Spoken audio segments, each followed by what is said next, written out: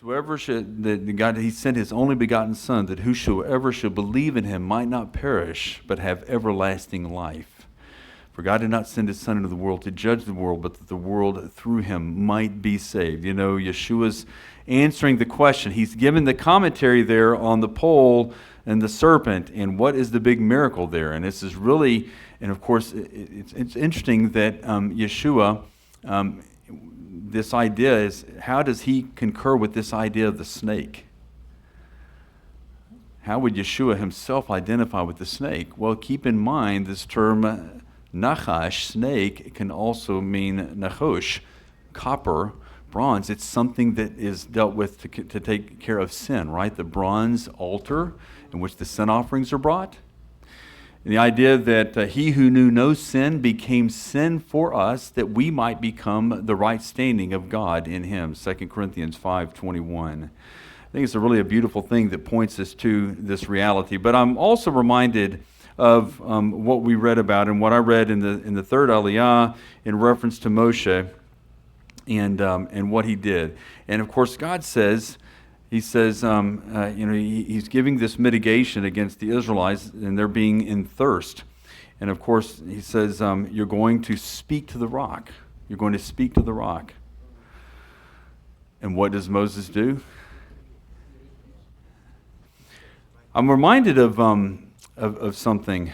You know, we use this concept in clinical pastoral education. And sometimes we have to get out of the reptilian brain. Anybody ever heard of the reptilian brain? What's the reptilian? What do reptiles do? They crawl on their belly, and when they see something, they strike it. They are totally reactionary. They don't give any thought to anything. I want to eat that, I'm going to go eat it. I feel threatened, I'm going to strike it. That's what reptiles do. And what does Moses do? He acts with a reptilian brain. You know, Moses is frustrated. He's probably hungry himself. He's been hearing all these complaints. He's been hearing all this stuff from these people. And God says, speak to the rock. Speak to the rock. Now, what's interesting is Rav Shaul alludes to this passage in the book of 1 Corinthians. We'll read that in a few weeks. And he says that this rock was Messiah. This rock was Messiah. Now, the metaphor here, Moses struck the rock twice. Moses struck and you can think of this in a sense, he's striking Messiah in a sense. But what was the real issue here, though? And whenever God's name sanctity is compromised in the life of his people, God takes that very, very seriously. Moses had an opportunity to use his position of leadership in the right way that would bring about God glory and that would bring sanctity and holiness to God's name. Again, if we go back to the Lord's Prayer, what's the first petition? It is that God's name would be made holy. That derives every other request that we have.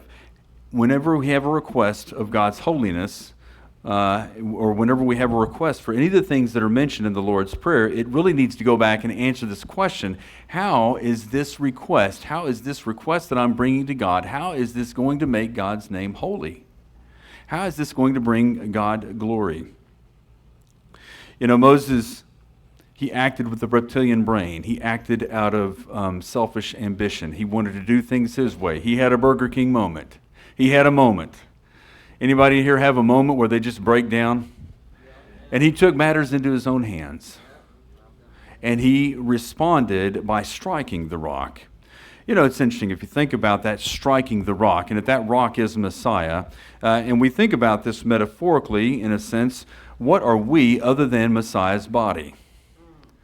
And what is striking the rock and striking Messiah? You see, when we strike one another, when we respond to one another simply out of emotion, and we don't bring our thoughts before the Lord, and we don't take a step back and take a deep breath and ask the question, Lord, what is your will in this experience? What is your will for this moment that I'm going through? I'm frustrated with this person. I don't understand why they're saying this, or I don't understand why they did this, but let me step back, take a deep breath, and Lord, let me get your will on this first.